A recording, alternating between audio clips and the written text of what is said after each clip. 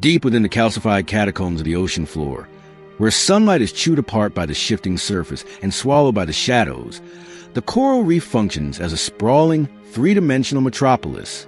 To the passing eye, it is a chaotic tangle of limestone, sponges, and swaying gorgonians. It looks like a haven, a colorful sanctuary for the sea's most vulnerable. But this labyrinth is riddled with dead ends, blind corners, and claustrophobic tunnels. And lurking within the tightest, darkest veins of this architecture is a predator that has entirely abandoned the concept of the chase. It does not patrol. It does not pursue. It simply waits for the ocean to make a mistake. If you were to peer into the jagged limestone fissures, past the flickering damselfish and the cautious crustaceans, you might see nothing at first. But then, a subtle movement betrays the rock. A thick, muscular form, wrapped in smooth, scaleless skin, shifts in the dark. It is an animal that looks as though it was left behind by a prehistoric age, a serpentine silhouette that can stretch well over a meter long, possessing fluidity that seems to defy the rigid geometry of its home. This is the moray eel, and to understand a moray is to understand the terrifying power of absolute patience. Most predators in the marine world are built for kinetic energy. They are torpedoes of muscle, designed for explosive bursts of speed. The moray, however, is an engineer of circumstance. Its head is disproportionately large, heavy, and ancient-looking, dominated by a jaw that is almost constantly flexing open and closed.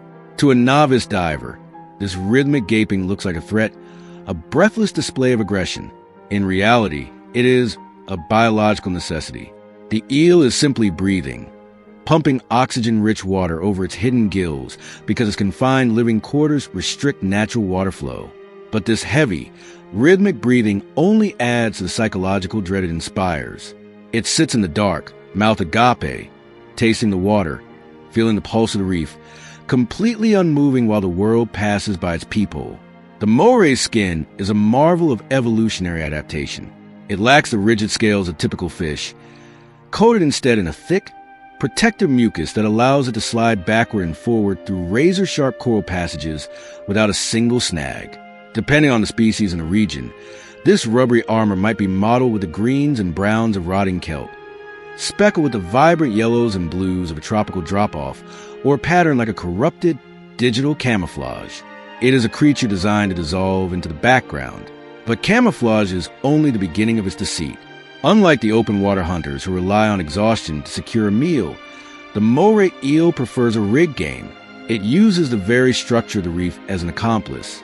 It spends countless hours analyzing the corridors around its den. This is an animal with a terrifying spatial memory. It maps the geometry of the dark. It knows exactly which tunnels narrow into inescapable funnels. It knows which crevices lead to the open water, and which ones end in a solid wall of limestone. When a fleeing fish, perhaps a young snapper or a panicked surgeonfish, darts into the reef to escape a shark or a barracuda, it believes it has found safety. It presses itself into a narrow gap, waiting for the danger outside to pass. But the moray has already calculated this trajectory. It knows the fish cannot turn around in the narrow space. The eel will slowly, silently block the only exit with a thick, muscular coil of its tail. It creates an architectural kill zone, a trap of its own design. The prey has lost the game long, before it even realizes there is another player on the board. When the strike finally happens, it is an event of horrifying mechanical efficiency. The moray does not merely bite its prey, it anchors it. The primary jaws of the eel are lined with rows of needle-like teeth that curve backward toward its throat. Once those teeth sink into flesh, any struggle, any forward movement by the prey, only drives the hooks deeper. But anchoring the prey is not enough. Because the eel hunts in spaces so tight it cannot thrash or violently shake its head to tear off chunks of meat like a shark, it had to evolve a different way to swallow. Hidden deep inside the moray's throat is a nightmare of biology, the pharyngeal jaws. This is a secondary set of jaws, complete with their own terrifyingly sharp teeth, resting behind the eel's skull. When the primary jaws lock onto a victim, the pharyngeal jaws are deployed. They shoot forward out of the throat, propelled by a highly specialized slingshot of muscle, to bite down on the prey a second time. Then, with a horrific mechanical retraction, they pull the struggling animal backward, dragging it alive down into the eel's esophagus. It is an internal grappling hook, an alien mechanism unmatched in the bony fish kingdom. The prey is not just eaten, it is forcefully winched into the dark. Yet, for all this solitary, nightmarish efficiency, the moray eel is also capable of a twisted form of diplomacy. In the sunlit hours, when the reef is frantic with activity, the moray sometimes engages in one of the ocean's most baffling criminal syndicates. It forms a partnership with the grouper. The grouper is a massive, heavy-bodied predator of the open water, possessing the speed to chase down prey, but lacking the flexibility to pursue it into the coral. The moray has the flexibility, but lacks the speed for a pelagic chase. When a grouper locates a pocket of prey hiding deep within the reef, it will swim to the entrance of a known moray den. The grouper hovers there, angling its body downward, and performs a rapid, shivering headshake, a distinct cross-species signal. It is an invitation to a heist. If the moray accepts, the two predators slide out into the open together. They patrol the reef edge as a devastating duo. The grouper's massive presence terrifies small fish, forcing them to abandon the water column and dive deep into the coral matrix.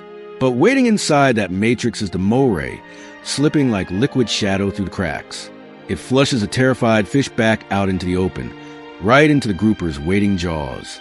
On the surface, it is a masterclass in cooperative hunting, but scratch beneath that surface, and the moray's true nature as a parasitic tactician reveals itself. In many of these joint operations, the eel contributes almost nothing to the actual chase. It allows the grouper to burn its energy, to stalk, to herd, and to intimidate. The moray simply slithers to an advantageous choke point and waits. When the grouper inevitably flushes a panicked fish down a narrow corridor, the moray lunges sideways, snatching the prize for itself. It intercepts the kill, stealing the reward from its so-called partner without expending a fraction of the effort. It is not a symbiotic relationship. It is a long con. The moray is the inside man who takes the loot and leaves the crew holding the bag. This opportunistic brilliance is heavily reliant on a sensory system that has completely abandoned the need for perfect vision. Down in the twilight of the reef, or during the pitch-black hours of the night, eyesight is a luxury that often fails in the turbid, silt-heavy water. The moray eel's eyes are small, beady, and notoriously weak. To compensate, evolution gifted it with a pair of tubular nostrils that protrude from its snout like dual-intake exhaust pipes. These nostrils grant the eel an olfactory acuity that borders on the supernatural. The moray does not see the reef. It smells the three-dimensional shape of it. It can detect minute chemical changes in the current, tracking the fierce scent of a wounded crab or the faint metabolic exhaust of a sleeping parrotfish across massive distances. This reliance on scent dictates its schedule. While many species hide during the dangerous twilight hours, the shift change of the reef when diurnal fish are settling down and nocturnal hunters are just waking up, the moray exploits this transition.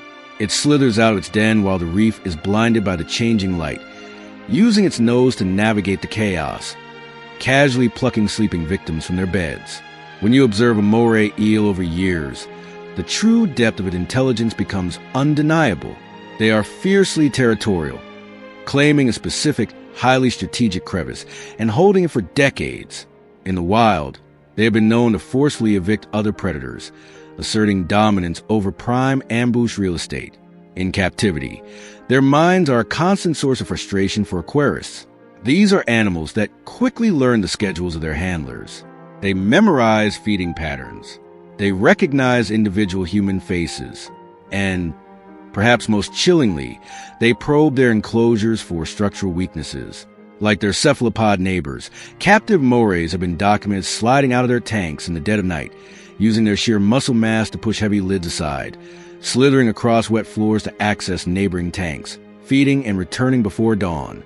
They are not mindless eating machines. They are calculating, observant, and capable of associating actions with consequences. If a particular ambush spot on a wild reef yields no results for a few nights, the moray does not blindly persist. It relocates. It assesses the traffic patterns of the fish, notes the dead zones, and adapts its strategy. Its success rate steadily climbs the older it gets, not because its muscles grow faster, but because its mind grows sharper. A 30-year-old moray is a grandmaster of the reef, an apex opportunist that has seen every trick, every escape route and every desperate maneuver a prey item can attempt. To the smaller inhabitants of the coral, the moray eel is a psychological weight. Its presence alters the very behavior of the ecosystem. A shrimp will not forage as far. A damselfish will not stray from its anemone. They know that somewhere in the dark, breathing quietly and tasting the water, the eel is waiting. The moray does not need to rule through the explosive violence of a shark or the deafening speed of a tuna. It rules through the suffocating promise of inevitability. It is the reef's ultimate trap, a predator that lets the world exhaust itself, only to strike when there is nowhere left to run. In the sun-warmed, crystalline waters of the Caribbean Sea and the vast, sweeping currents of the Western Atlantic, the coral reef operates under a delicate, ancient contract. For millions of years, the predators and the prey of these waters have evolved together in a relentless but balanced arms race. Every jaw has a countermeasure. Every poison has a resistance. Every ambush strategy is met with a heightened sensory defense. It is a biological theater where the script was finalized long before human history began. But what happens when an actor walks onto this stage holding a completely different script? What happens when a creature arrives that does not play by the established rules, does not speak the local chemical language, and possesses an arsenal that the native inhabitants cannot comprehend? The result is not merely an invasion. It is an ecological hostile takeover, drifting through the turquoise shallows, moving with an eerie, hypnotic grace, is a fish that looks more like a hallucination than a hunter. It glides over brain corals and sea fans with the slow, deliberate arrogance of royalty. Its body is draped in striking vertical bands of maroon, stark white, and deep chocolate brown. Trailing behind it, massive, fan-like pectoral fins ripple in the current like the silk robes of a submerged emperor. Rising from its back is a terrifying crown of elongated, feather-like dorsal spines. It is, by every aesthetic measure, a masterpiece of natural design. But this opulent beauty is the ultimate deception. This is the lionfish, and in these waters, it is the architect of a silent apocalypse. To understand the sheer magnitude of the lionfish crisis, one must trace its origins. This is not a creature born of the Atlantic. Its ancestral home lies thousands of miles away, deep within the competitive, predator-heavy ecosystems of the Indo-Pacific. There, the lionfish is merely another player in a crowded room, kept in check by large groupers, sharks, and a host of competitors that evolved alongside it. But sometime in the late 1980s, whether through the careless dumping of exotic aquarium pets off the coast of Florida or the destruction of coastal facilities by hurricanes, a handful of these Indo-Pacific natives were introduced into the Atlantic. At first, they were dismissed. A few isolated sightings, a biological anomaly that the vast ocean would surely swallow and neutralize. But the ocean did not neutralize them. The ocean gave them an empire. Within 2 decades, the lionfish population detonated, expanding exponentially across the eastern seaboard of the United States, to the Gulf of Mexico, and deep into the Caribbean, achieving population densities that eclipse anything seen in their native range. How did a single species conquer an entire hemisphere so quickly? The secret lies in a terrifying evolutionary advantage that renders it practically a ghost. In the complex, bustling metropolis of a coral reef, vision is only a secondary sense. The true language of the reef is chemical. Water is a thick, conductive medium, carrying the minute olfactory signatures of every living thing within it. A resting snapper knows a shark is approaching long before it sees a silhouette, because the water carries the predator's distinct molecular exhaust. Small crustaceans, cleaner wrasses, and juvenile fish navigate their entire lives based on this invisible web of scents. They know the smell of danger. But to the native fish of the Atlantic, the lionfish has no smell. It possesses a form of chemical invisibility. When a lionfish drifts into a school of Caribbean damselfish, the damselfish's biological alarm systems remain completely silent. Their olfactory receptors register nothing threatening. The lionfish does not emit the chemical signature of a predator. It emits the scent profile of the background, or perhaps something entirely neutral. It is the equivalent of a heavily armed assassin walking into a highly secure vault with no thermal footprint, casting no shadow, and triggering 0 alarms. The prey simply do not know they are in danger until the moment of impact. This profound sensory disconnect allows the lionfish to employ a hunting strategy that requires virtually no energy. It does not chase. It does not exhaust itself in high speed, open water pursuits like a tuna or a barracuda. Instead, it drifts when it targets a victim, perhaps a juvenile parrotfish crucial to eating algae off the reef. The lionfish slowly descends. It flares those massive, ornate pectoral fins, turning itself into a biological wall. It uses these fins to herd the confused, unsuspecting prey, backing them into a coral corner, a rocky crevice, or simply trapping them between its own feathered appendages. The prey, still not chemically registering a threat, often just hovers there, mildly inconvenienced but unpanicked. Then, the lionfish executes a strike of devastating mechanical velocity. In a fraction of a millisecond, the fish opens its jaws and flares its gill covers, expanding the volume of its mouth cavity so violently that it creates an instantaneous, massive suction force. It is an underwater vacuum. The water, and anything caught within it, is dragged forcefully into predator's cavernous throat. There is no bite. There is no struggle. There is no cloud of blood or frantic thrashing to alert the rest of the reef. The prey is simply there 1 millisecond and vanish the next, swallowed whole. This vacuum strike is so efficient, and the lionfish's metabolism so demanding, that a single adult can consume over 50 small fish in a single day. Their stomachs can expand over 30 times their normal volume, allowing them to gorge until they are physically distended. And they are not picky. They eat the grazers that keep the coral clean. They eat the cleaner fish that maintain the health of the larger predators. They eat the juveniles of commercially vital species, like snapper and grouper. In heavily invaded territories, researchers have documented the lionfish reducing the recruitment of native juvenile fish by a staggering 90%. They are not merely feeding. They are dismantling the foundational pillars of the reef's food web. But predation is only half of the equation. To truly dominate an ecosystem, an invader must not only be a perfect killer, but it must also be unkillable. In the Atlantic, the lionfish is untouchable. Those magnificent, feathery spines that line its back, pelvis, and anal fins are not decorative. They are hypodermic needles. Each spine is sheathed in glandular tissue loaded with a complex, highly potent venom. When pressure is applied to the spine, say, by the jaws of a curious Caribbean shark or a hungry grouper, the sheath is pushed back, and the venom is forced up through grooves in the bone directly into the attacker's bloodstream. The venom contains neuromuscular toxins that cause immediate, agonizing, localized pain. In smaller predators, it induces paralysis and death. In larger predators, including humans, it causes severe swelling, tissue necrosis, nausea, and in extreme cases, systemic shock. Because the predators of the Atlantic did not evolve alongside this venomous defense, they do not inherently know to avoid the lionfish, but they learn quickly. A juvenile reef shark might attempt an ambush, only to be met with a mouthful of excruciating spines. The shark retreats in agony, the lesson permanently burned into its neural pathways. From that moment on, that shark will never target a lionfish again.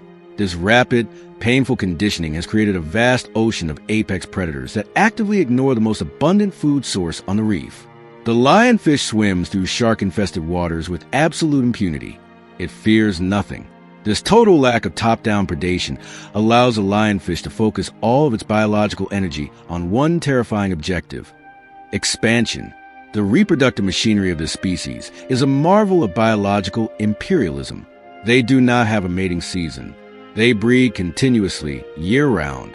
A single female lionfish can release up to 30,000 eggs every 3 to 4 days. Over the course of a single year, one female can produce over 2 million eggs. Furthermore, they do not lay these eggs in a vulnerable nest on the seafloor, where crabs or bottom feeders could consume them. The lionfish ejects its eggs encased in a buoyant, gelatinous mucus mass.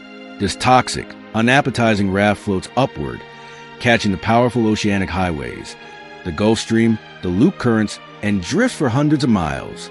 As the eggs hatch, the larvae are dispersed across vast, unfathomable distances, settling on untouched reefs, oil rigs, shipwrecks, and artificial structures. Their expansion is not linear. It is fractal. You cannot contain them by isolating a single reef, because their offspring are already raining down on coastlines 3 states away. Humanity has watched this ecological disaster unfold and attempted to intervene. Recognizing catastrophe, conservationists and divers have launched massive, coordinated counteroffensives. Across the Caribbean and the Florida coast, lionfish culls are a weekly occurrence.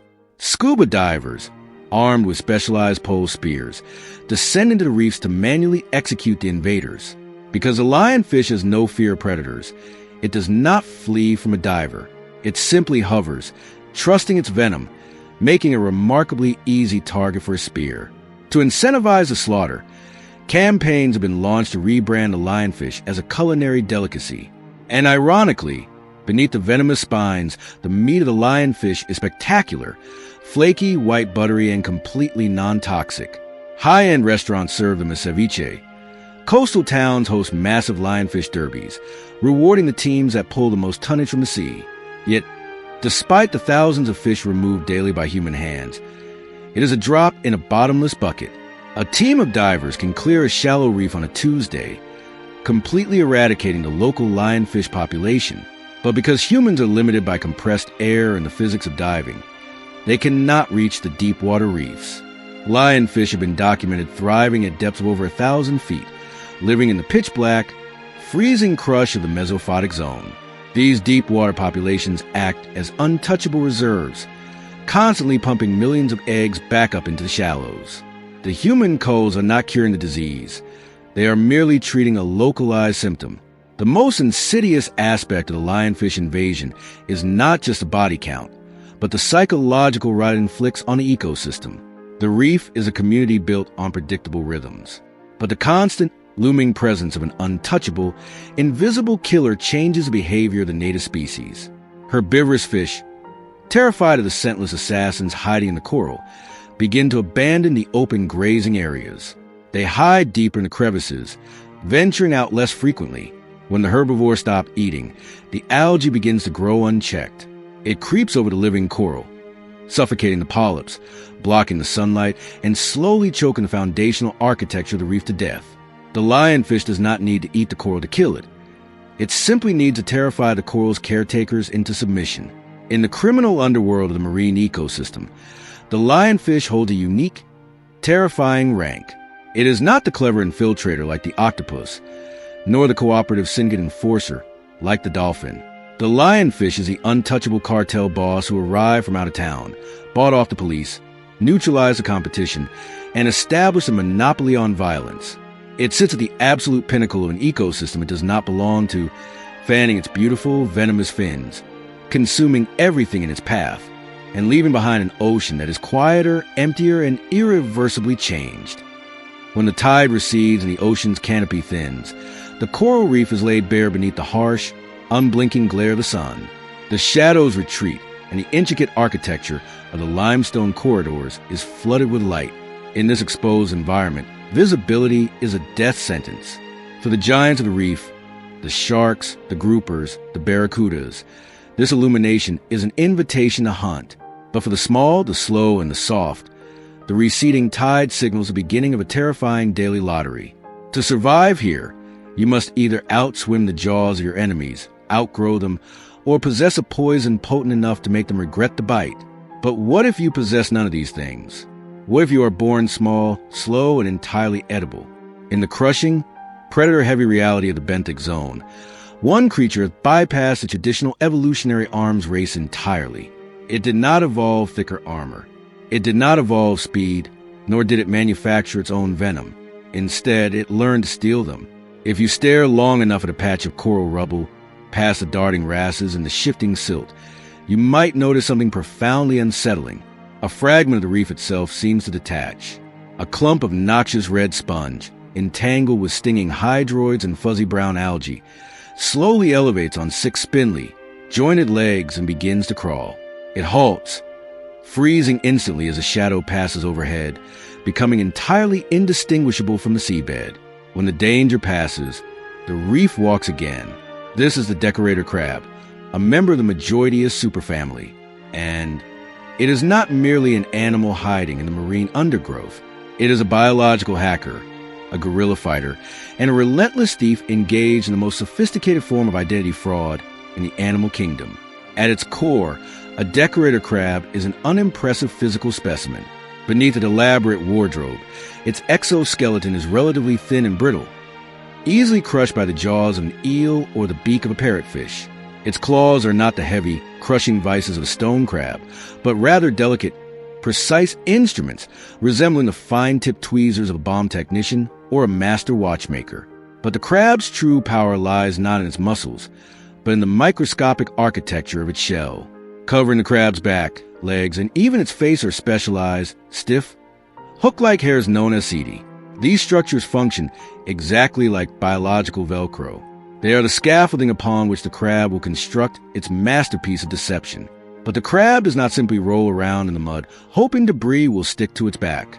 The process of decoration is a deliberate, agonizingly meticulous, and highly calculated act of biological tailoring. When a young decorator crab decides to upgrade its armor, it becomes an obsessive curator. It wanders the reef, testing the materials around it. It uses those fine-tipped claws to snip a piece of living sponge or a strand of algae. But before attaching the material, the crab brings a fragment to its mouth parts. It does not eat it. It tastes it, chemically analyzing the sample. It is testing for toxicity, for texture, and for olfactory footprint. It roughs up the edges of the stolen tissue with its mouth, secreting a specialized biological glue to ensure a secure bond, and then reaches back to plant the living fragment firmly onto its hooked setae. The crab will repeat this process for hours, sometimes days, snipping, tasting, gluing, and placing until the entire silhouette is broken and its original form is completely erased. It spends its life in front of a mirror that exists only in its instincts, ensuring that not a single joint or antenna betrays its true identity. But the brilliance of the decorator crab transcends mere visual camouflage, blending in as a passive defense. And in an ecosystem where predators hunt by smell and electrical impulse as much as by sight, passive defense is often not enough. To truly survive, the crab must weaponize its wardrobe. Many species of decorator crab exhibit a chilling preference for the most dangerous, toxic, and unpalatable organisms on the reef. They actively seek out fire sponges, which are laced with microscopic glass-like spicules and noxious chemicals. They harvest stinging hydroids, whose microscopic harpoons deliver agonizing neurotoxins.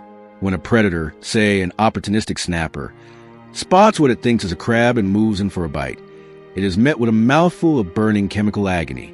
The predator recoils, spitting out the crab, its lips and gills searing from the stolen defenses. The crab, largely unharmed beneath its toxic shield, simply scuttles away into the dark. It has outsourced its defense budget entirely. This behavior reaches its dark, fascinating pinnacle in the crab's relationship with sea anemones. Some species will actively court small, highly venomous sea anemones. Using a slow, rhythmic tapping of its claws, the crab will massage the base of the anemone until the creature releases its grip on the rock. The crab then lifts the anemone and plants it squarely on its own back. To the casual observer, this looks like a beautiful example of marine symbiosis. The anemone gets mobility and a chance to scavenge scraps from the crab's meals. The crab gets a crown of venomous tentacles. But looking closer, it is less a partnership and more a calculated hostage situation. The crab is conscripting a mercenary, forcing the anemone to serve as a mobile turret on the roof of its biological tank. If a predator approaches, the crab will actively angle its body, presenting the stinging tentacles of its captive to the threat. It is wearing a living weapon. The depths of this crustacean's criminality do not end with scavenging. In the densely populated, hyper-competitive slums of the reef, good armor is hard to find. A highly toxic sponge or a perfectly sized anemone is a valuable commodity. And where there is value, there is theft. Decorator crabs are notorious for mugging each other. When two crabs cross paths in the twilight, they will assess each other's defenses. If a larger, stronger crab notices that a weaker neighbor is wearing a particularly effective piece of stinging hydroid or a rare, noxious algae, it will not hesitate. In a flash of terrifyingly precise violence, the aggressor will reach out with its claw, snip the prized decoration right off the victim's back, and immediately attach the stolen loot to its own shell. The victim, Suddenly exposed and stripped of its primary defense, it is left to flee into the shadows and start the grueling process of rebuilding its identity from scratch. It is highway robbery at the bottom of the sea. This ruthless thievery reaches its absolute peak during the most vulnerable moment in any crustacean's life, the molt. Like all crabs, the decorator cannot grow without shedding its rigid exoskeleton. But for this specific creature, molting is a uniquely terrifying crisis.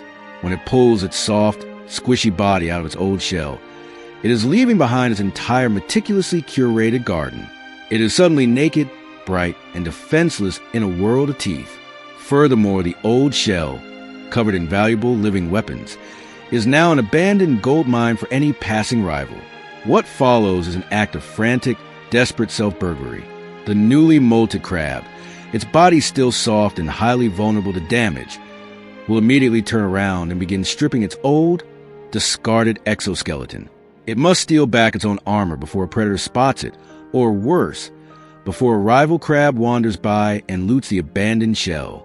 It works with frantic speed, snipping the anemones, the sponges, and the hydroids from the ghosts of its former self, transferring them onto the fresh, hooked CD of its new body.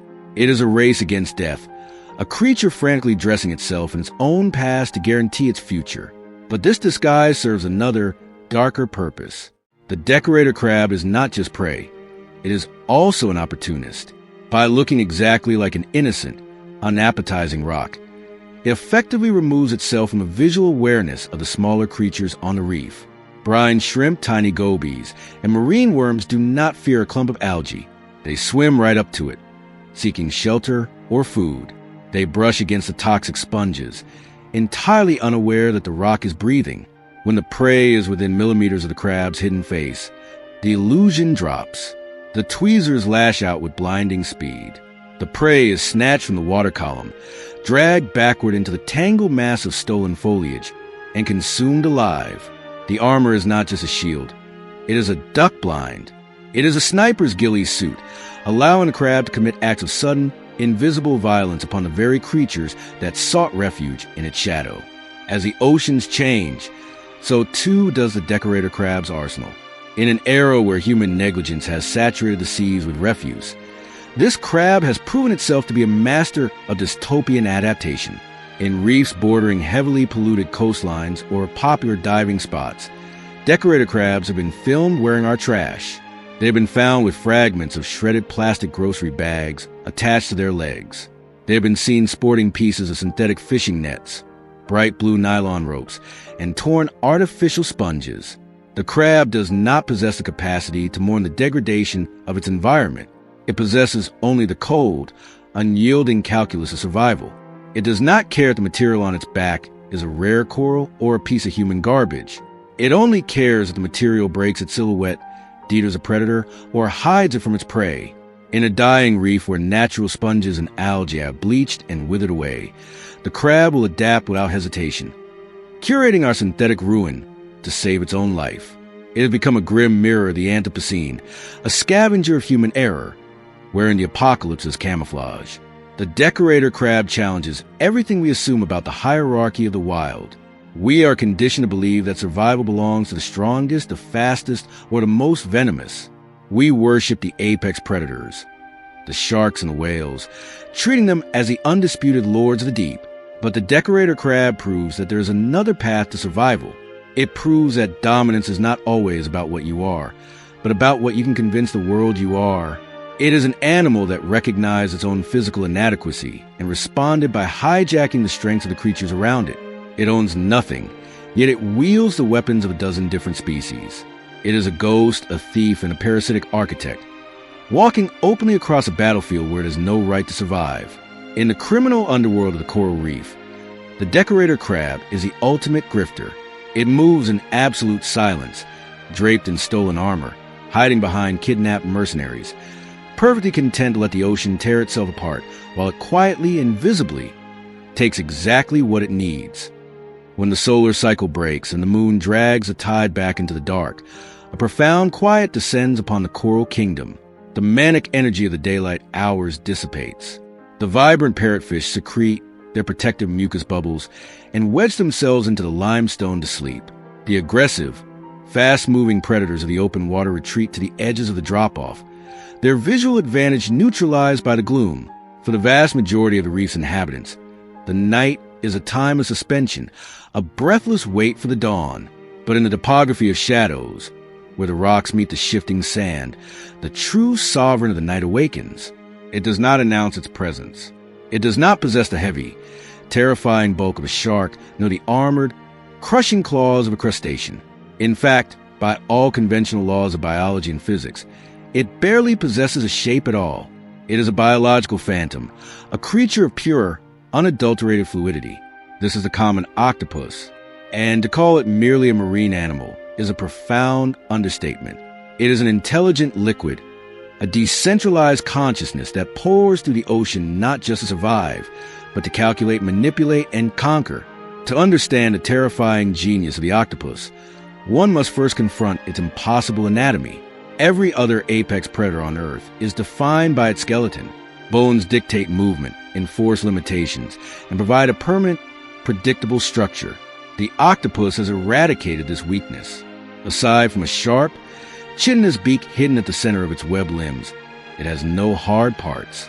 This lack of rigid architecture means the octopus is not bound by the physical constraints of its environment.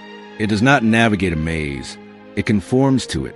An adult octopus, capable of stretching its arms across a span of several feet, can compress its entire gelatinous mass to pour through a hole no larger than its own eyeball. It can walk sideways across the sand, climb vertically up sheer glass, swim backward via a biological jet propulsion system, or simply ooze over the rubble like a slow-moving spill of heavy ink. It does not exist in a fixed state. It exists in a state of constant, fluid potential. But a liquid body is useless without a mind capable of driving it, and it is within the nervous system of the octopus that the true nightmare of its brilliance unfolds. The intelligence of this creature is completely alien to the human experience. We operate on a centralized hierarchy, a brain that issues commands to mindless limbs. The octopus operates as a synchronized syndicate. Of its roughly 500 million neurons, more than two-thirds do not reside in its central brain. They are distributed throughout its 8 arms. Each arm is effectively its own entity. An arm can touch, taste, smell, and process information entirely on its own. It can make micro-decisions without ever waiting for authorization from the central brain. If an arm encounters a puzzle, say a closed clamshell or a complex crevice, it begins solving the problem independently, while the central brain is free to scan the horizon for threats, monitor the current, or plot an escape route. The octopus is not one mind. It is 9 minds working in devastating concert. This neural architecture breeds a level of problem-solving that has repeatedly shattered our understanding of invertebrate intelligence. In laboratory environments and public aquariums, the octopus is less a specimen and more a high-security inmate actively probing for weaknesses in its confinement. Facility operators know all too well that you do not simply put an octopus in a tank. You incarcerate it. Surveillance cameras in marine labs around the world have captured footage that borders on the impossible. In the dead of night, when the facility is completely dark and the staff has gone home, the octopus begins its work. They have been recorded using their powerful suckers to unscrew the heavy, locking lids of their enclosures from the inside. Once free, they do not panic. They do not thrash blindly. They glide silently across the dry, linoleum floors of the laboratory, navigating by the faint ambient light, moving with absolute purpose. They bypass empty tanks, locate the specific enclosures holding highly prized crabs or small fish, slip inside, consume the inhabitants, and then slide back across the floor. They return to their own tanks and pull the lid shut behind them before the morning shift arrives. These are not the random, frantic movements of an animal operating on instinct. These are premeditated, highly orchestrated burglaries. They require spatial memory, a flawless understanding of their environment, and an eerie concept of time and consequence. The most famous of these jailbreaks involve an octopus named Inky in New Zealand. Finding a small gap at the top of his enclosure, Inky climbed out, crossed the facility floor, completely bypassed the surrounding rooms, and located a 6-inch wide drain pipe. Without hesitation, he squeezed his entire body into dark, unlit pipe. It was a 50-meter drop through blind plumbing that he had never seen. leading directly out into the ocean. He vanished. He did not escape like a panicked animal. He exfiltrated like a Black Ops operative. In the wild, this terrifying intellect is turned entirely toward the ambush. As a predator, the octopus is an apex manipulator. It knows that moving through the open reef is dangerous, so it relies on the most sophisticated cloaking technology on the planet. Its skin is a living, breathing canvas of deception. Beneath the surface of its flesh lie millions of microscopic pigment sacs called chromatophores, surrounded by a network of radial muscles. Deep beneath those are iridophores and leucophores, which reflect and scatter ambient light. When the octopus needs to vanish, its nervous system fires, expanding and contracting these pigment sacs in milliseconds. But it does not simply change color. Through specialized muscular structures called papillae, it physically alters the texture of its skin. One moment, the octopus is a smooth, pale phantom gliding over the sand. The next, it hits a patch of dead coral, and its skin instantly erupts into jagged, calcified spikes, modeled in perfectly matched shades of maroon and bone white. It does not just hide against the rock. It becomes a rock. It can mimic the undulating movement of kelp, the chaotic pattern of a sandy bottom, or the stark shadows of a cavern. Yet, camouflage is merely a tool for infiltration. The true horror for the prey comes when the illusion drops. Crabs are the favorite target. When an octopus spots a crustacean, it does not charge. It calculates the approach, using the topography of the reef to mask its advance. It extends one single, impossibly long arm over the top of a boulder, feeling blindly down the other side. The crab, heavily armored and clutching its own powerful claws, senses movement and turns to face the threat. But the octopus is already 2 steps ahead. While the crab is focused on the decoy arm descending from above, a second arm is already poured through a crack in the rock below, sliding silently under the crab's belly. Before the prey can react, the trap closes. The octopus unfurls a webbing between its arms like a biological parachute, dropping a suffocating canopy over the crab. The crustacean is completely enveloped in total darkness, pinned against the seafloor by hundreds of muscular suckers, each tasting its shell, analyzing its weak points. If the crab tries to pinch, the octopus simply shifts its liquid form out of the way. And then, the true assassination begins. The octopus does not need to use brute force to crack the shell. Hidden within that web canopy is a sharp, parrot-like beak. It finds a vulnerable seam in crab's armor and bites down, injecting a highly specialized venom. This cocktail is a horrific feat of chemistry.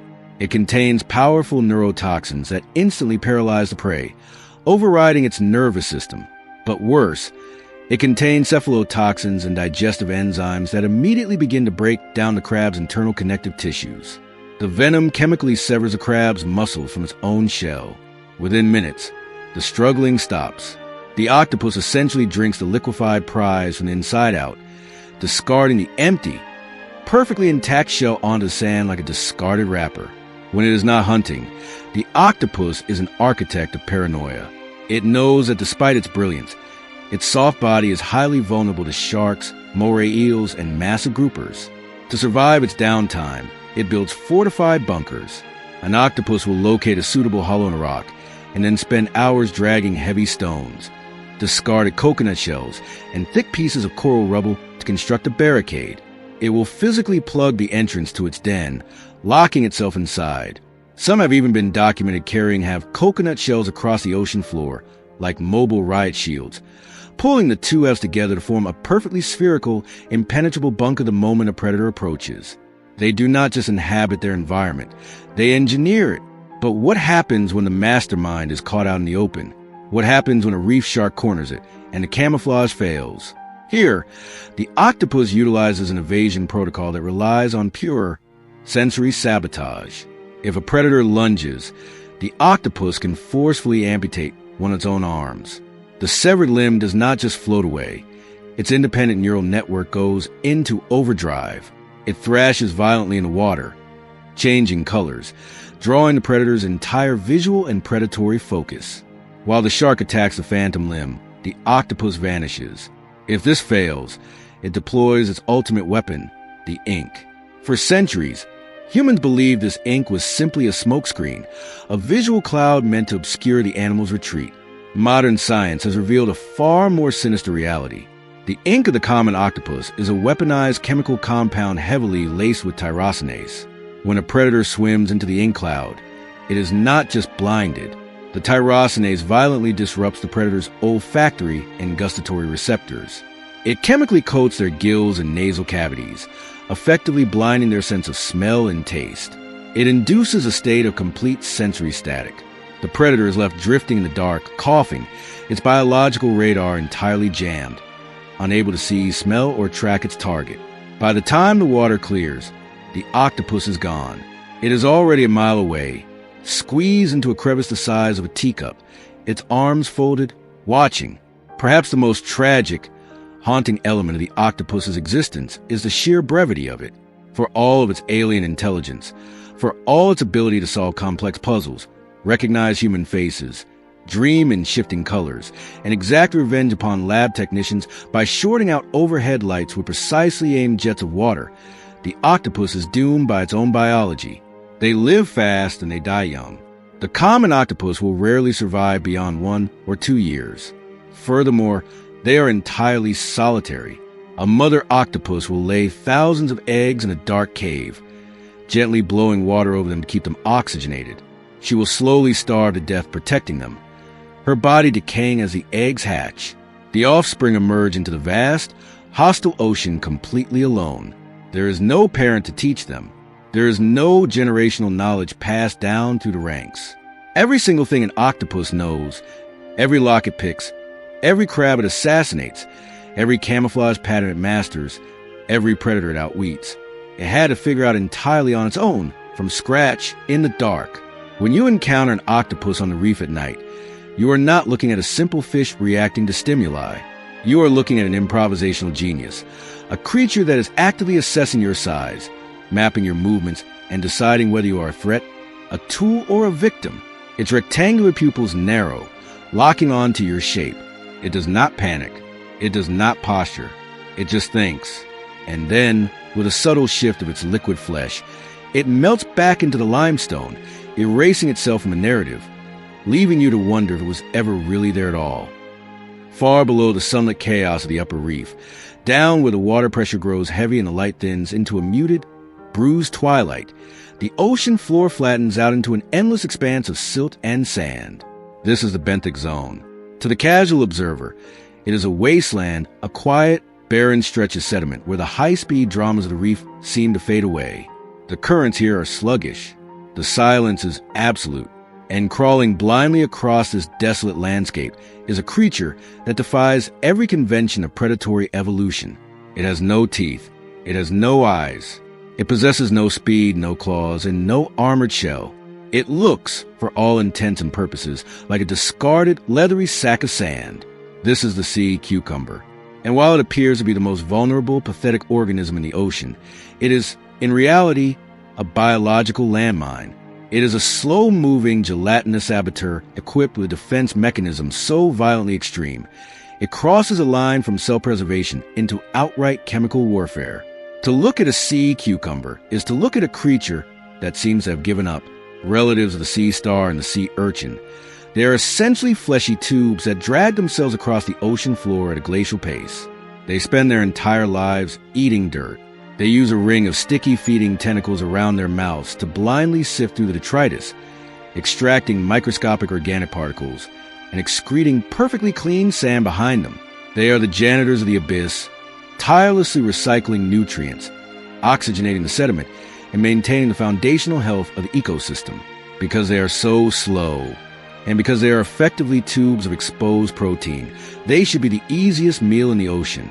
A passing crab, a hungry bottom-dwelling shark, or a desperate ray should be able to simply swim down and bite them in half. But they don't, because the predators of the benthic zone know a terrifying truth about the sea cucumber. If you touch it, it will detonate. When a predator makes a mistake of harassing a sea cucumber, a sharp prod from a crab's claw, a sudden change in water pressure, or the graze of predator's teeth, the cucumber does not attempt to flee. It cannot swim. Instead, it forcefully contracts the muscles along its body wall. the internal pressure skyrockets. Then, in a display of visceral, shocking violence, the animal ruptures its own rear end and fires a portion of its internal organs out its anus directly into the face of its attacker. These are not random pieces of gut. They are specialized organs known as Cuvierian tubules. Upon contact with the seawater, these pale, thread-like structures instantly swell and elongate, erupting into a massive, tangled web of sticky, blinding white filaments. The predator is suddenly engulfed. But this is not merely a biological net. It is laced with a highly potent, specialized toxin called holothurine.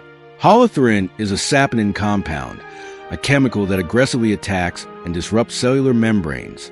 To a fish, being hit with this web is like being sprayed with a combination of industrial superglue and a biological nerve agent. The filaments stick to everything. They wrap around predator's fins, paralyzing its movement.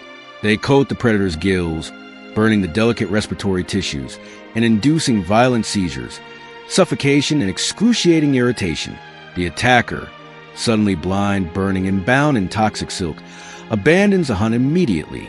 It thrashes wildly in the silt, desperate to scrape the burning webbing off its face, while the sea cucumber slowly, methodically inches away. The defense is catastrophic, yet the cucumber survives. Over the next few weeks, it will simply regenerate the lost organs from scratch, ready to arm the bomb once again. But the true insidious genius of the sea cucumber does not end with self-defense. In the animal kingdom, extreme defensive mechanisms are usually employed only as a last resort because regenerating organs costs a massive amount of metabolic energy. However, marine biologists observing densely populated seabed regions have discovered something chilling. The sea cucumber does not only use its toxic guts to fend off sharks and crabs. It uses them to wage turf wars against its own kind. In marine protected areas, where predation is low but competition for nutrient-rich sand is fierce, space is the ultimate currency. If a sea cucumber senses a rival encroaching on its grazing territory, it does not engage in a physical pushing match. It aims its rear end at the competitor and preemptively fires its toxic tubules. This is not defense. This is spatial domination. It is a chemical eviction notice. The rival cucumber is plastered with a toxic web, forcing it to retreat, severely weakened. Furthermore, the expelled tubules remain toxic on the seafloor for hours, creating a localized zone of area denial. The cucumber essentially floods a room with tear gas to secure a monopoly on the food supply. It is a level of proactive, aggressive environmental manipulation that seems completely at odds with its brainless, slug-like appearance.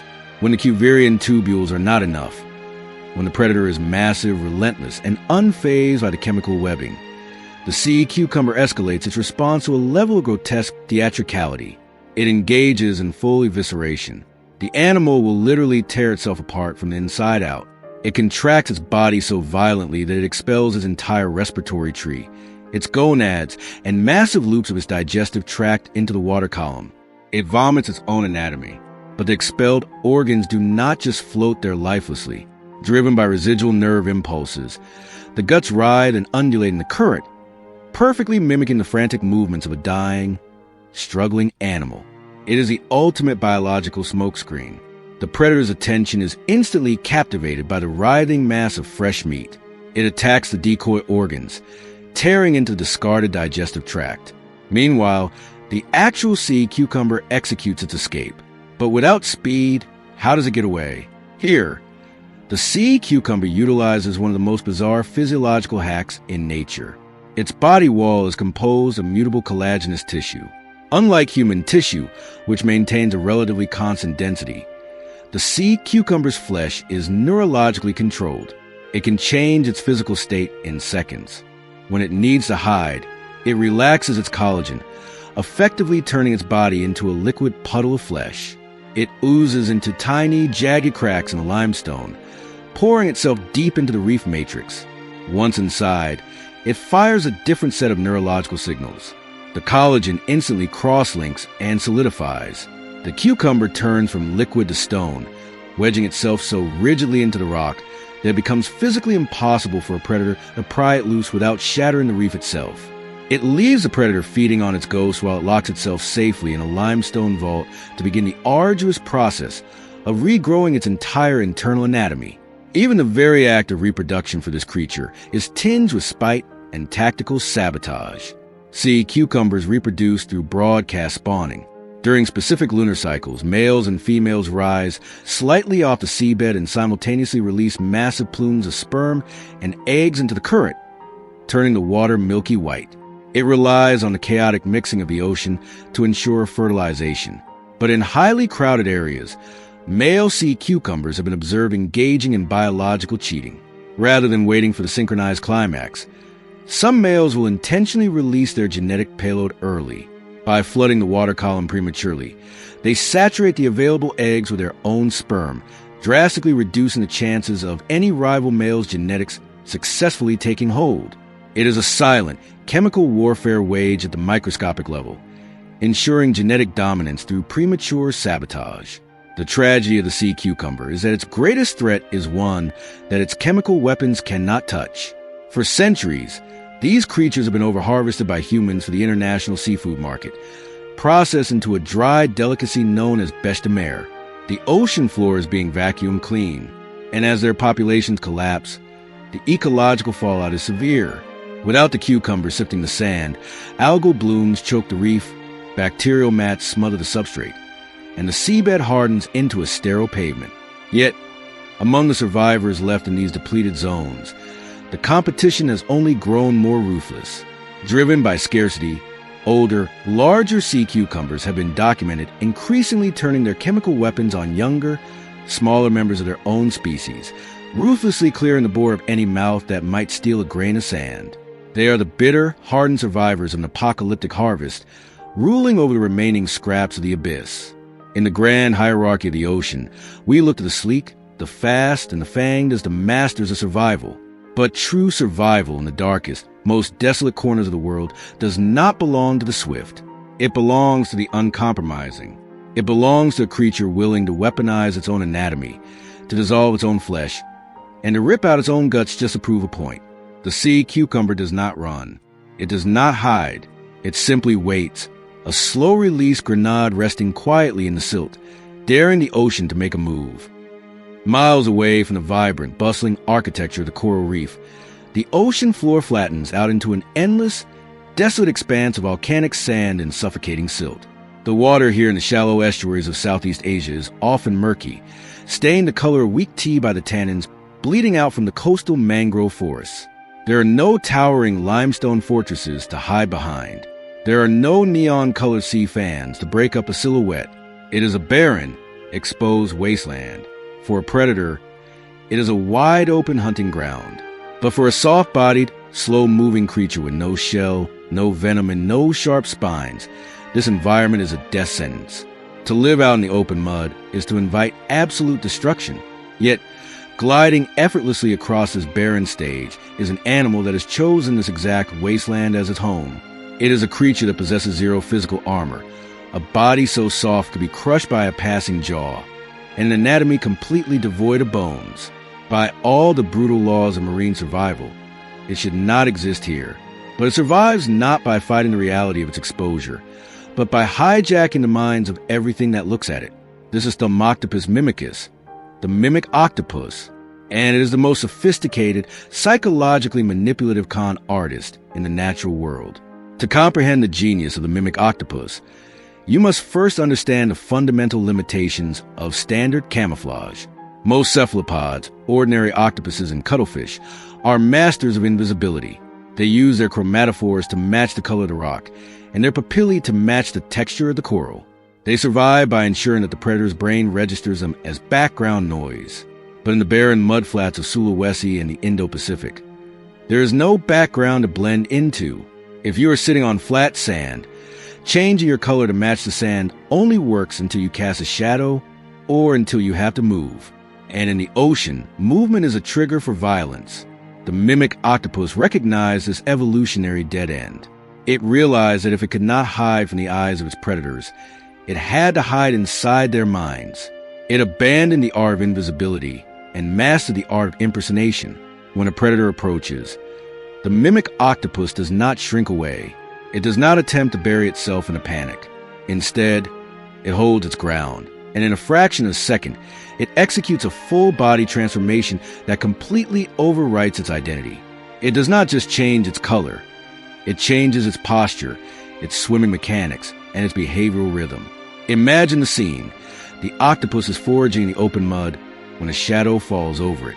A massive, highly territorial damselfish darts down from the water column, aggressive and ready to attack. The octopus is entirely exposed. But before the fish can strike, the octopus pulls 6 of its 8 arms together and thrusts them violently down into a burrow in the sand. It leaves only 2 arms exposed, stretching them out in opposite directions, flat against the seafloor. Instantly, the pigment cells in those 2 arms fire, creating stark, high-contrast bands of brilliant white and deep, venomous black. The octopus begins to undulate those 2 arms in a slow, rhythmic, sine wave motion. The damselfish halts its attack immediately, backing away in sheer terror. Why? Because the damselfish is no longer looking at an octopus. The visual and behavioral data entering its brain is telling it that it has just stumbled upon a banded sea kite, one of the most aggressively venomous sea snakes in the ocean, and a predator that actively hunts damselfish. The damselfish does not question the illusion. It obeys its deepest evolutionary fears and flees. The octopus, having successfully performed its first character, pulls its arms from the sand and casually continues its hunt. But a con artist with only one disguise is easily caught. The true terror of the mimic octopus lies in the depth of its repertoire. It is an improvisational genius equipped with a toolbox of false identities, each specifically tailored to exploit the unique fears of whatever is looking at it. Later in the day, the same octopus might encounter a completely different threat. A large, pelagic predator patrolling the bottom. A sea snake disguise might not work here. A shark might happily eat a sea snake. The octopus calculates this instantly. It pulls its 8 arms tightly together, pointing them all backward to form a wedge shape. It flattens its body against the mud, altering its skin to a mottled, sandy brown. It presses its eyes close together on one side of its head and begins to ripple its lateral muscles. It lifts slightly off the bottom, undulating like a flying carpet. It is now swimming, looking, and behaving exactly like a toxic, unpalatable flatfish, a sole or flounder. The predator, scanning the bottom for soft meat, ignores the bitter-tasting flatfish and swims on. If the threat comes from the mid-water column, say, a territorial jawfish hovering above, the octopus deploys yet another character. It swims upward, completely abandoning the safety of the floor. It spreads all 8 of its long, tapered arms outward in a rigid, symmetrical halo and begins to drift downward, pulsing its body slowly. Its coloration shifts to a translucent, ghostly white. To the jawfish, the octopus has vanished, replaced by a drifting, stinging jellyfish. The jawfish gives it a wide berth, unwilling to risk a face full of nematocysts. And if a truly dire threat approaches, the mimic octopus will pull out its masterpiece. It will hover just above the substrate, spreading its arms wide, angling them to mimic the stiff, ornate, feathered pectoral fins of the lionfish. It will alter its skin to display the lionfish's bold, warning stripes, and it will swim with the exact slow, arrogant, hovering grace of the venomous invader. It is projecting a threat of agonizing venom that it does not possess, bluffing an apex predator into backing down with a pair of empty hands. This level of adaptive impersonation requires an intellect that is almost frightening to contemplate. The mimic octopus is not operating on a simple, hardwired reflex. If it were, it would randomly cycle through disguises when threatened. But it doesn't. It exhibits what biologists refer to as context-dependent mimicry. It looks at the predator, identifies the species, accesses its memory banks to determine what that specific predator fears most, and then constructs a corresponding disguise in real time. It is reading the audience. It is utilizing a rudimentary theory of mind, understanding the world through the perspective of its enemies, and using their own cognitive biases against them. And like any master grifter, the mimic octopus does not only use its talents for defense. It weaponizes its acting skills to go on the offensive. The mudflats are rich with cryptic prey, small crabs, shrimp, and gobies that hide in the silt. If an octopus approaches them normally, they will scatter So, the mimic octopus becomes a ghost. It adopts the slow, meandering gait of a harmless hermit crab, with a dull, uninteresting profile of a bottom-feeding sandfish. It lowers its threat signature to 0. It wanders right into the middle of a colony of prey, blending into the social dynamics of the neighborhood. The prey ignores it. Only when the octopus is within striking distance does the illusion shatter. An arm lashes out with blinding speed, snatching a shrimp before it even registers that the harmless neighbor was a predator in disguise. It has even been observed engaging in a morbid form of aggressive mimicry, adopting the erratic, fluttering, and wobbling movements of severely injured fish. To the scavengers of the reef, an injured fish is a free meal. They rush in, eager to capitalize on the tragedy, only to find that the victim is a trap. The scavengers become the scavenged. The physical anatomy of Thaumoctopus mimicus makes all of this possible. Unlike the bulky, muscular reef octopuses, the mimic is relatively small, pale, and possesses extraordinarily long, thin, highly articulating arms. Because it has no internal skeleton, it is the ultimate biological clay. Every impersonation is a full-body commitment. There is no rigid structure to betray the lie. When it becomes a sea snake, it moves with the exact muscular tension of a reptile. When it becomes a flatfish, it perfectly replicates the asymmetrical, undulating wave of a spine. It does not just wear a mask, it fundamentally alters its own physical reality. But this lifestyle is a high-wire act with no safety net. The sheer audacity of the mimic octopus is matched only by its extreme vulnerability. If its performance fails, if a predator calls its bluff, or the octopus misjudges its audience and impersonates the wrong animal, it has no backup plan. It cannot retreat into a heavily armored shell. It does not possess the massive, paralyzing ink reserves of its deeper water cousins. Its flesh is soft, rich, and highly nutritious. The margin for error is absolute 0. Every single time it encounters a threat, it must give a performance of its life, or it will be eaten. This means that its entire existence is an unbroken chain of psychological warfare. From the moment it hatches into the dark, murky waters of the mudflat, it is on stage. It must learn the cast of characters in its environment.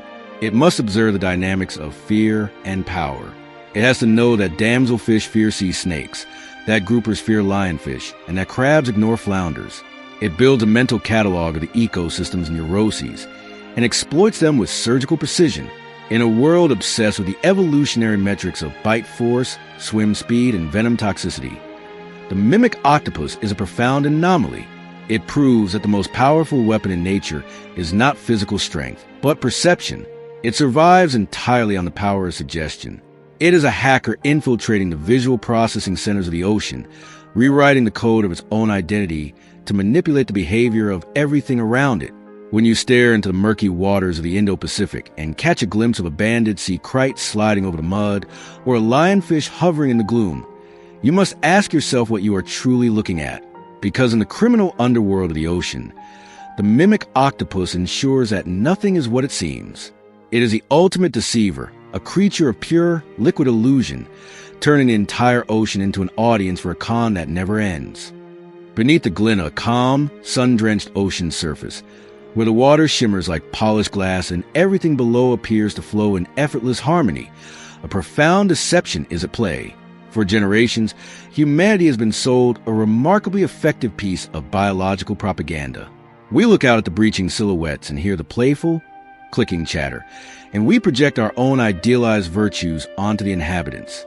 We have constructed a pristine mythos around the bottlenose dolphin, casting them as the smiling, benevolent companions of the sea, the peaceful ambassadors of the blue world. But dive deeper into the crystal-clear territories of the bottlenose, strip away the anthropomorphic sentimentality, and you do not find innocence. You find hierarchy. You find ruthless control. You find calculated strategy. And perhaps most disturbingly, you find cruelty in this vibrant underwater kingdom. Dolphins are not passive, joyful residents floating on the currents of peace. They are the enforcers. They are the architects of a complex society where the rules are absolute, and those rules are rarely kind. The illusion often begins to shatter during the hunt. A pod of dolphins moving through the shallows operates with a synchronized precision that borders on the militaristic. When they locate a school of mullet, they do not simply charge in and grab what they can. They execute a choreographed routine of terror. At first glance, it looks almost like a ballet. Flashes of silver fish darting frantically against polished gray skin. The dolphins begin corralling the prey with tightening circular sweeps. They form an impenetrable biological wall. Through the water, their echolocation clicks pulse like the rhythmic beating of sonar drums, a terrifying acoustic countdown. But then, the performance shifts from containment to execution. The harmony of the circle breaks, and the violence is unleashed. A single dolphin will accelerate, perfectly targeting a trapped fish, and brutally body slam it with its rostrum, its hard, bony snout. The impact is staggering, launching the stunned fish skyward out of the water. But this is not chaotic, it is timed. Another dolphin is already waiting near the surface to intercept the paralyzed prey before it even has a chance to splash back down. This is not mere feeding. It is coordinated, rehearsed, and executed with lethal flair. These predators leave nothing to chance. They run plays, exploiting the physics of the water and the panic of their victims. Yet, the true, unsettling complexity of dolphin behavior only truly begins when the hunt ends and the social dynamic takes over. Dolphins live in what biologists call fish infusion societies. Their pods are not simple, permanent families. They are fluid, constantly shifting networks where alliances are forged, broken, and reformed according to immediate, pragmatic priorities. To understand their social structure, you must stop thinking of them as a flock of birds and start thinking of them as an organized crime syndicate. In many coastal regions, male dolphins band together in tightly knit coalitions. These are not casual friendships. They are long-term, strategic partnerships built on mutual benefit and enforced through absolute violent loyalty. These coalitions exist to increase access to females, to violently defend territory from rival pods, and to assert dominance over the local hierarchy. In places like Shark Bay, Western Australia, the behavior of these male coalitions crosses a line from aggressive mating strategies into organized, systemic kidnapping. It has been extensively documented that allied males will target a specific female from a neighboring pod, cut her off from her family, and physically abduct her. They will hold her hostage, sometimes for weeks at a time. The males surround her constantly, maintaining a tight, inescapable perimeter. If she attempts to flee, they hurl her back aggressively.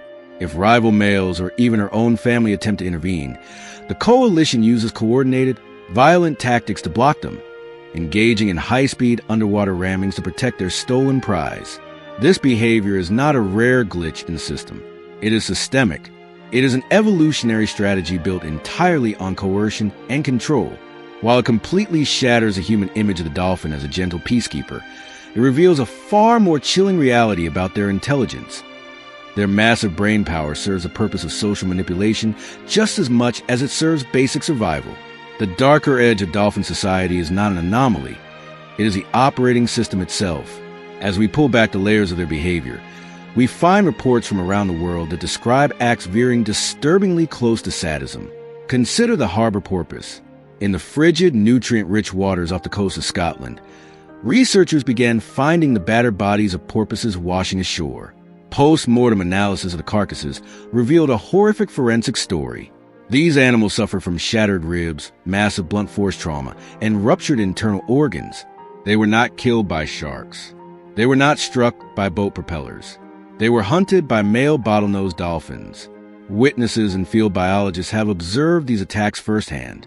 A gang of male dolphins will lock onto a solitary porpoise, chasing it down at terrifying speeds. Once they catch it, they do not eat it. They ram it repeatedly. They toss it into the air with their snouts. They systematically beat the smaller marine mammal to death. There is no evidence of interspecies conflict over food resources. The porpoises do not threaten the dolphins. The attacks appear entirely unprovoked, a display of lethal violence for the sake of violence. This phenomenon is not isolated to Scotland. It has been repeated in coastal populations across the United States and the United Kingdom. The motives remain the subject of dark debate among scientists. Some hypothesize it is aggressive target practice, a way for young males to hone their lethal strikes. Others suggest it is a twisted form of social bonding, where the gang unifies through shared violence against an outsider. Still, others believe it might be a horrific misfiring of infanticidal behavior, a redirection of the violence adult males sometimes show toward their own calves. Whatever the motive, the outcome is the same: murder without consumption, violence as a social currency. Even when dolphins engage in play, it often takes on a bizarre, illicit quality. In multiple, well-documented instances, pods of dolphins have been observed engaging in what can only be described as underwater pharmacological experimentation. They will locate a pufferfish, a creature armed with tetrodotoxin, one of the most lethal neurotoxins on the planet. Instead of killing or eating the pufferfish, the dolphins treat it like a recreational narcotic. They pass the terrified, inflated fish carefully among the members of the pod. Each dolphin gently bites or squeezes a pufferfish, applying just enough pressure to stimulate the release of the toxin, but not enough to rupture the skin and consume a fatal dose. In large quantities, tetrodotoxin is a paralyzing death sentence. But in the microscopic doses of dolphin's extract, it appears to induce a profound narcotic effect. After passing the pufferfish around, the behavior of the pod dramatically shifts. The highly active, constantly moving predators become incredibly sluggish. They float lazily near the surface, their eyes half closed, their mouths hanging slightly agape. They stare at their own reflections in the surface tension of the water, entirely dazed. This is not the innocent play of a smiling sea creature. This is deliberate drug use. They are using their deep understanding of the reef's biology to get high. This level of intelligence requires an extraordinary capacity for social control. And within the pod, dominance hierarchies are rigid, complex, and brutally enforced. Dolphins use a vast, sophisticated repertoire of vocalizations, body postures, and physical behaviors to assert authority, express irritation, and keep the lower ranks in line. The communication is constant. A single, sharp slap of a tail against the water can serve as a deafening reprimand to a juvenile out of line. A tightly arched, aggressive leap can challenge a rival's proximity without a single tooth being bared. They possess vocal signatures, unique, distinct whistles that function exactly like names. They use these names not just to identify themselves, but to call out to specific allies, to coordinate movements, and sometimes to engage in vocal mimicry to deceive or disrupt rivals. What is most striking is how much of this intricate, mafia-like behavior unfolds completely out of sight. Humans watching from the deck of a boat, pointing and cheering at the aerial spins and breaches, are completely blind to the reality of the situation. The leaps and splashes are merely fragments, the visible surface tension of a vast, dark social network in motion. Below the surface, out of the sunlight, a completely different reality plays out. You might find a dominant male flanking a female with two of his most trusted enforcers, locking her in an inescapable triangular formation to prevent her from breeding with a rival. You might hear the ultrasonic clicks of a rival gang circling in the gloom, asserting their presence and testing the perimeter. You will see juvenile males forming violent cliques, chasing and biting each other, testing boundaries, and establishing their future rank in the syndicate. Dominance is rarely a matter of gentle persuasion. It is enforced physically. It is written in tooth rakes, shallow, raking bites, and bone-rattling body slams. If you look closely at an adult bottlenose dolphin, its seemingly smooth gray skin is often crisscrossed with pale, overlapping scars.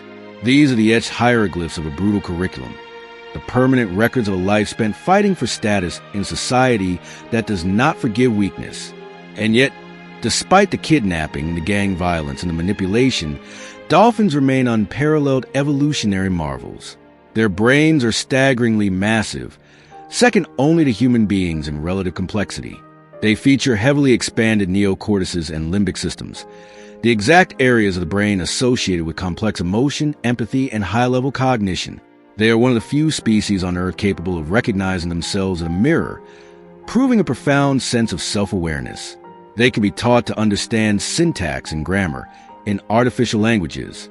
They can grasp abstract symbols and pass localized cultural knowledge down through generations. But it is exactly this massive intellect that makes their darker behaviors so chilling.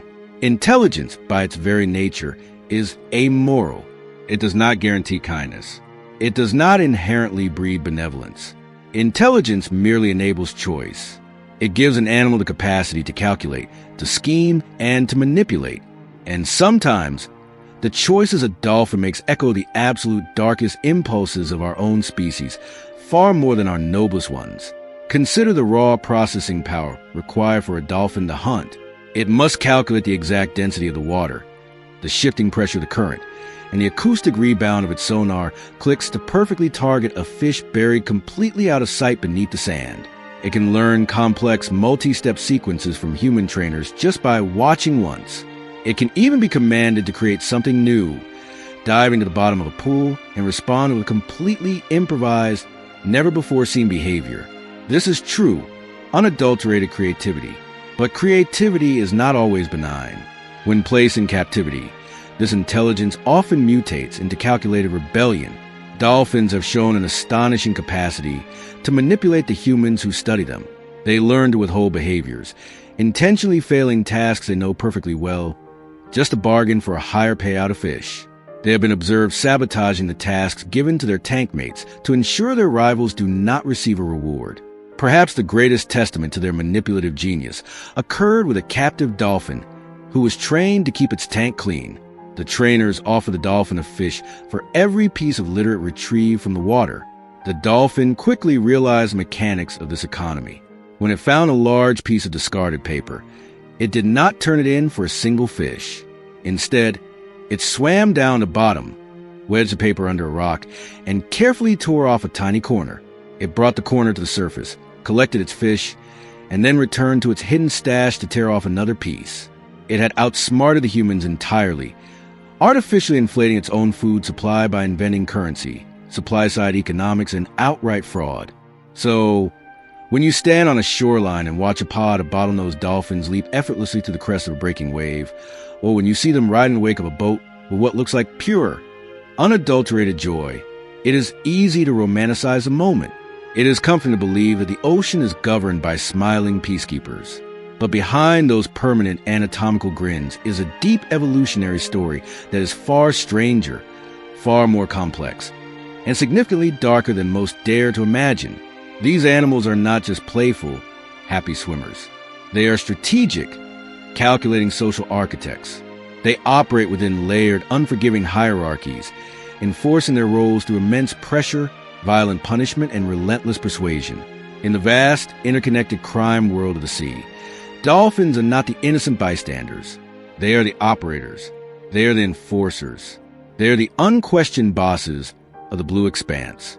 And in the shifting, shadow-filled corners of the ocean, they are absolutely the ones you do not cross.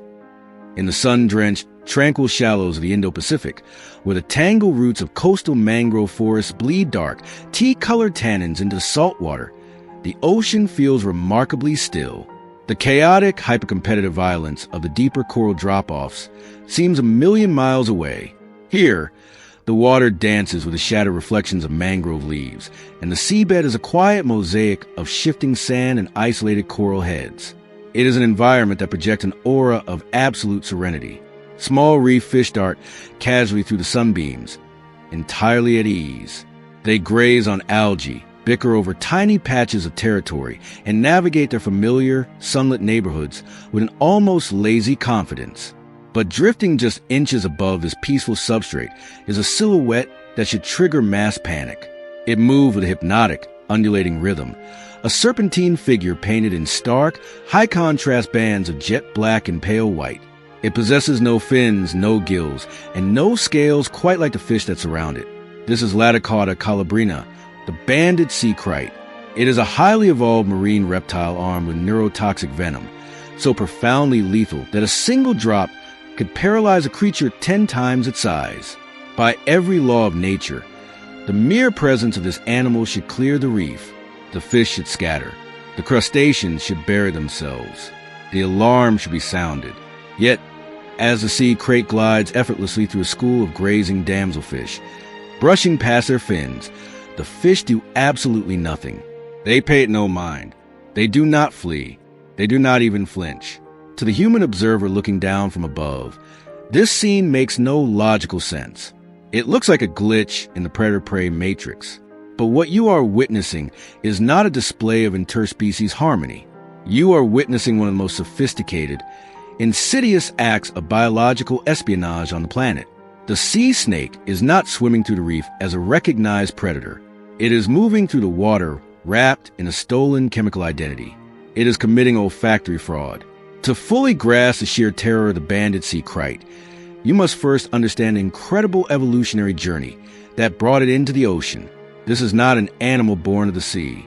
Millions of years ago, the ancestors of the sea snakes were highly venomous, land-dwelling elapids, relatives of the cobras and the taipans that slithered across the hot, dry earth.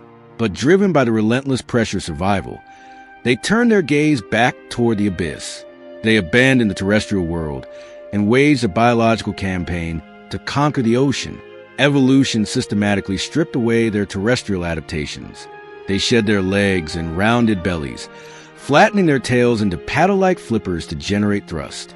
They abandoned the standard reptilian lungs, evolving elongated, sac-like respiratory organs that run almost the entire length of their bodies, allowing them to remain submerged for hours at a time.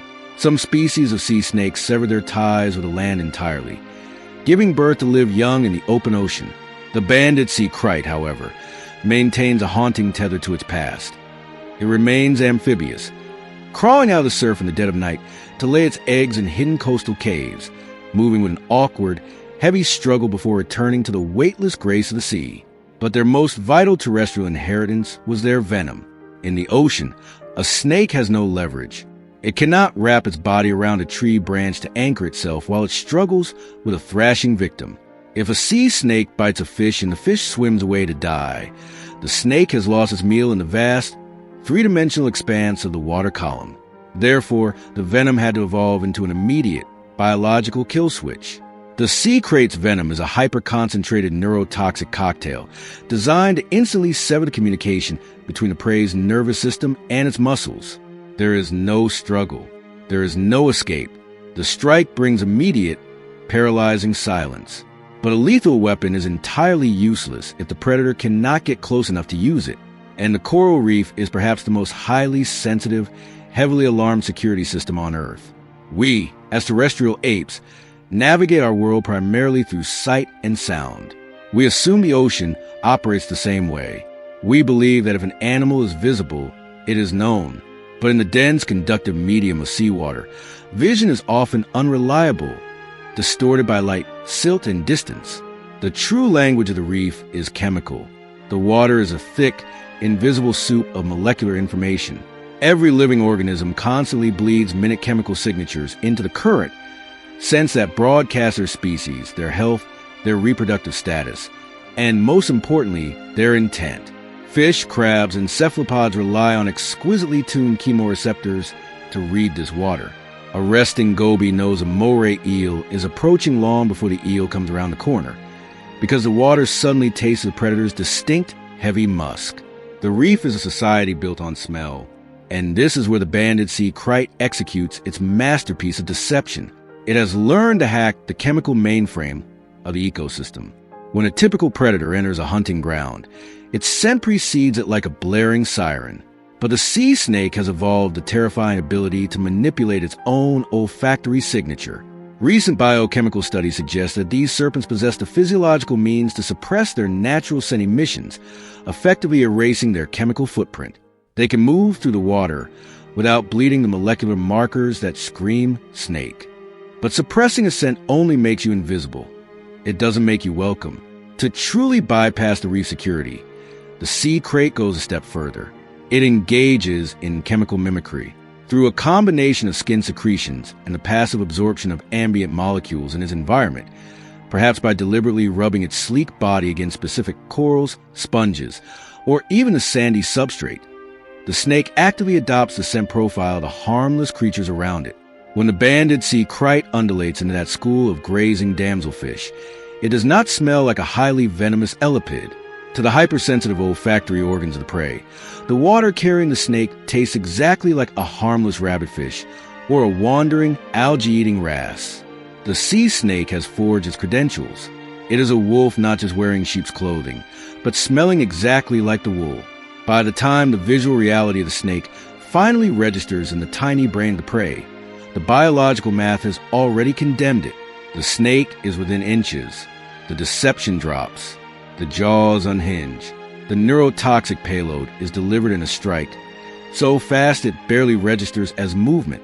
The prey's nervous system is instantly shut down, and the sea crate swallows its victim whole, right in the middle of the school.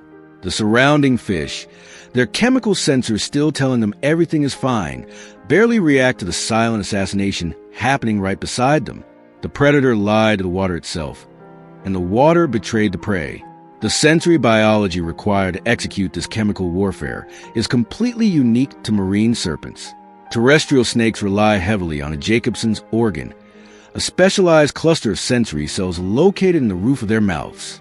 They flick their forked tongues into the air, capture airborne scent particles, and press them against this organ to smell their environment.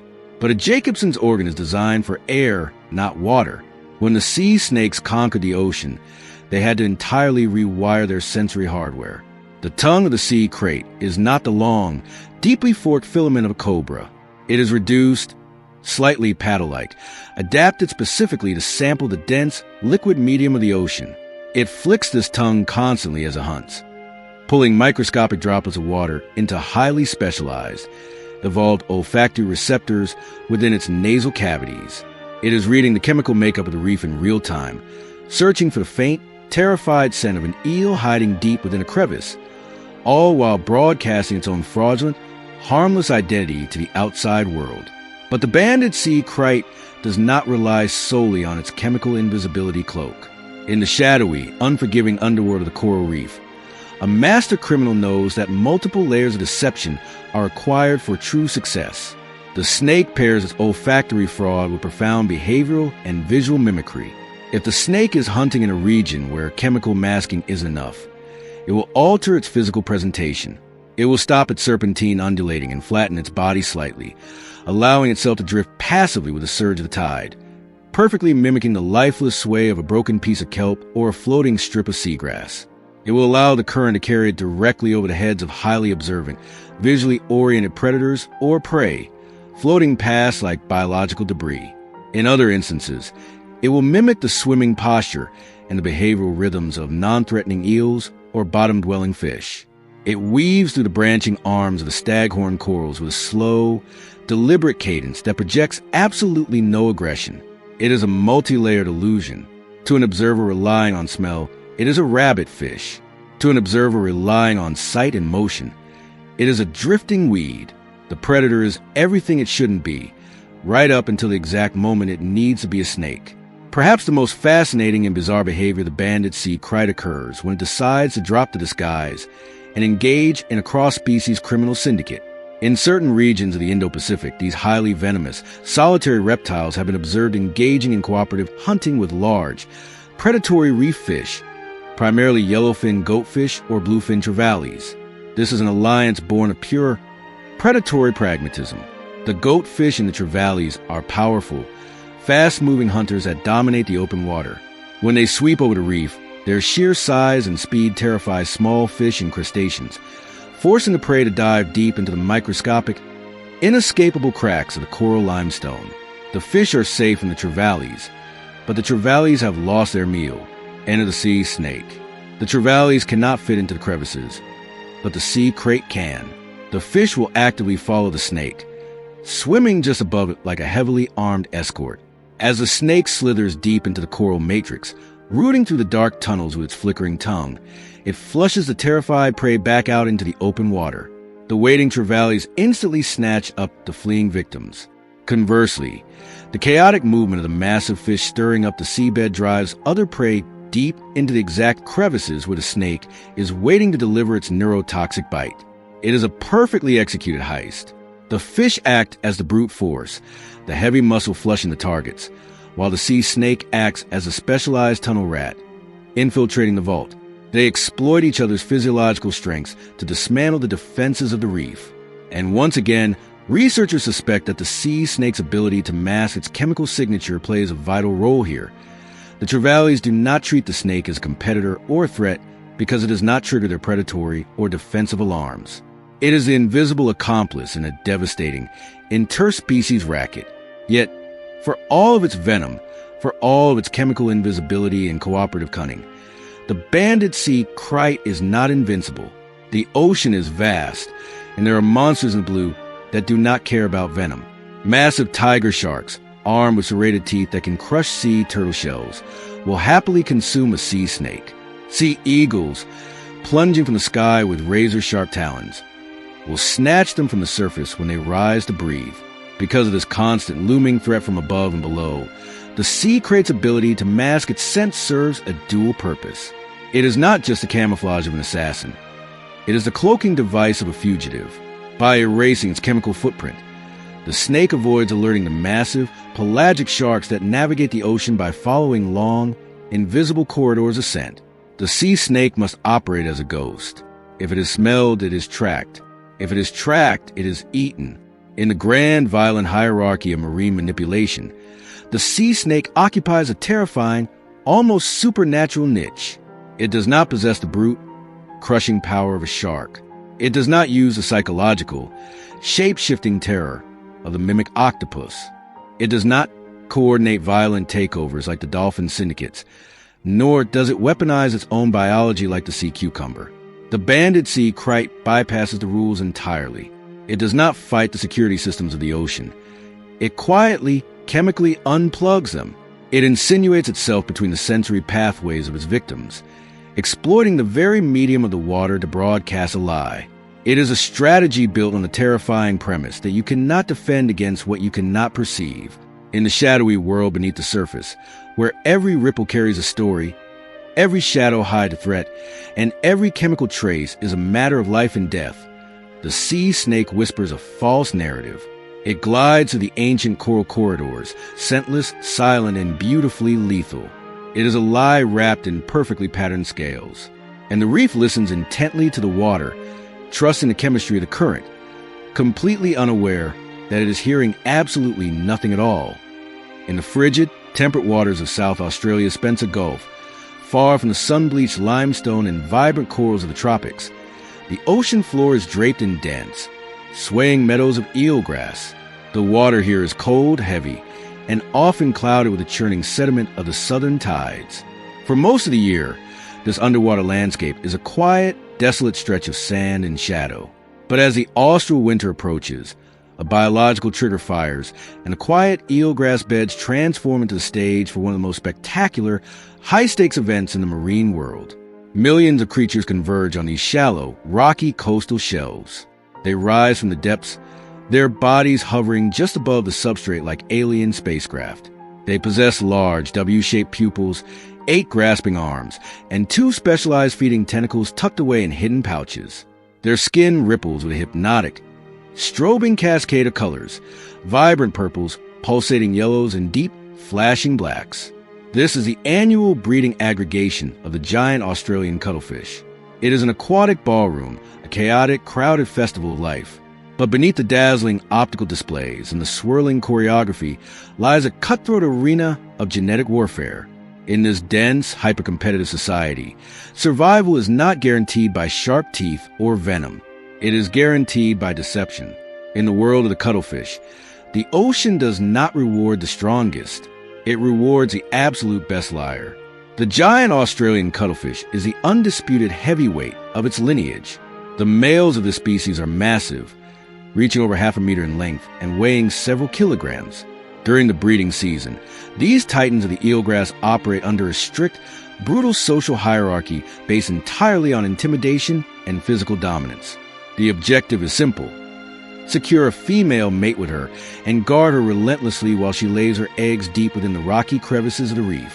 When a dominant alpha male claims a female, he becomes a biological fortress. He hovers aggressively above her, expanding his webbed arms to make himself look as massive as possible. His skin detonates into a violent, high-contrast display of rapidly moving zebra stripes, a universal cuttlefish signal for absolute, uncompromising aggression. If a rival male approaches, the alpha does not hesitate. He lunges, using his sheer mass to grapple, bite, and forcefully drive the competitor away. It is a game of gladiators, a pure, unadulterated contest of brute force. The strong claim the bloodline. The weak are banished to the fringes of the aggregation, genetically erased. or so it would seem. At the edge of the alpha's perimeter, a smaller male hovers in the water column. He is completely outmatched. He lacks the bulk, the muscle, and the sheer physical presence of the guarding gladiator. If he attempts to challenge the alpha directly, he will be violently crushed and driven off in seconds by the primitive laws of combat. This small male should accept his defeat and retreat into the shadows. But this cuttlefish is not playing the game of combat. He is playing the game of espionage. The small male begins to slowly drift closer to the mating pair. As he enters the alpha's visual range, the alpha turns, his skin flashing a furious warning, preparing to attack. But the small male does not posture defensively. Instead, he executes a physical and optical transformation that represents the absolute pinnacle of biological manipulation. He pulls his 8 arms tightly together, tucking them in to shrink his physical silhouette. He suppresses the aggressive, strobing zebra stripes across his flesh. In their place, he projects a muted, mottled pattern of dull browns and soft grays. To the alpha male looking at him, the small cuttlefish has completely erased every visual marker of masculinity. He has adopted the exact posture, size, and skin pattern of a submissive, non-threatening female. The alpha male's aggressive response immediately short-circuits. His visual processing center tells him that this is not a rival attempting a coup. This is simply another female wandering into his territory. The alpha lowers his guard, relaxing his aggressive posture, and allows the disguised intruder to drift right past his defenses, swimming directly beneath him to join the actual female he is guarding. But this disguise is only half of the illusion. The true, terrifying genius of this infiltration lies in what the small male does next. As he hovers between the alpha male above him and the female below him, the small cuttlefish physically splits his identity directly down the middle of his body. On the side of his body, facing upward toward the alpha, he maintains the dull, mottled, submissive camouflage of a female. He continues to project the lie to the bouncer. But on the side of his body, facing downward toward the true female, his skin erupts into a brilliant iridescent, pulsing display of highly aggressive courtship colors. It is a completely seamless bilateral signal. He is projecting 2 entirely different realities to 2 different audiences simultaneously. To the guard looking down, he is a harmless bystander. To the female looking up, he is a vibrant, seductive suitor proposing an illicit affair. This is the sneaker male strategy, and it is a masterpiece of tactical misdirection. While the massive alpha expends all his energy scanning the horizon for large, aggressive challengers, completely oblivious of the grifter hovering inches below his own belly, the sneaker male successfully mates with the female. A brief, stealthy transfer of spermatophore, completely unnoticed and unchallenged. The genetic heist is complete. The sneaker male drops his disguise and vanishes back into eelgrass, having successfully bypassed the entire physical hierarchy without taking a single scratch. To pull off a scam of this magnitude requires biological hardware that borders on science fiction. The cuttlefish does not achieve this through magic. It achieves it through the most advanced optical projection system in the natural world. The skin of the cuttlefish is a living high-definition screen. It is constructed from 3 distinct layers of specialized cells. The top layer consists of millions of chromatophores, tiny, elastic sacs of red, yellow, and brown pigment, each tethered to a network of microscopic radial muscles. Beneath these are the iridophores, which do not use pigment at all, but rather stacks of biological plates that physically refract light, creating shimmering, metallic greens, blues, and silvers. Finally, the bottom layer is made of leucophores, which act as a pristine white background, reflecting ambient light to make the colors above them pop with impossible brightness. In a reptile like a chameleon, color change is largely driven by hormones, a slow, chemical drift in response to temperature or mood. But the cuttlefish's pigment cells are wired directly into its central nervous system. Its brain controls its skin the way a human brain controls its fingers. This allows the cuttlefish to change its entire appearance in a fraction of a millisecond. It can generate thousands of complex patterns, from the texture of coarse sand to the undulating shadows of moving kelp, and project them across its body at the speed of thought. But the bilateral, split-screen deception requires something far more profound than just a fancy biological monitor. It requires an extraordinary level of cognitive processing. To execute the Janus face trick, The cuttlefish must possess a keen, almost human level of situational awareness. It must understand its own position in three-dimensional space. It must constantly track the visual angle of the alpha male and simultaneously track the visual angle of the female. If the alpha shifts its position even slightly to the left, the sneaker male must instantly adjust the boundary of his split-screen display to ensure the alpha never catches a glimpse of the flashing courtship colors. This implies that the cuttlefish possesses a rudimentary theory of mind. It does not just react blindly to its environment. It actively understands what the other animals around it can see, and more importantly, it understands what they believe. It is manipulating the alpha's mental model of reality, exploiting the brute's hardwired assumptions to blind him to the truth. It is social engineering, scaled down and executed in the freezing depth of the ocean. What makes this entire illicit operation even more fascinating is that the female is not a passive victim in this deception.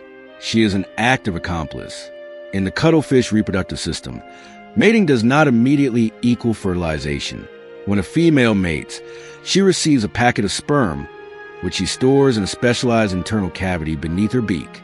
Over the course of the breeding season, she will mate with dozens of different males, both the massive, guarding alphas and the clever, disguised sneakers. She collects their genetic codes like a biological vault.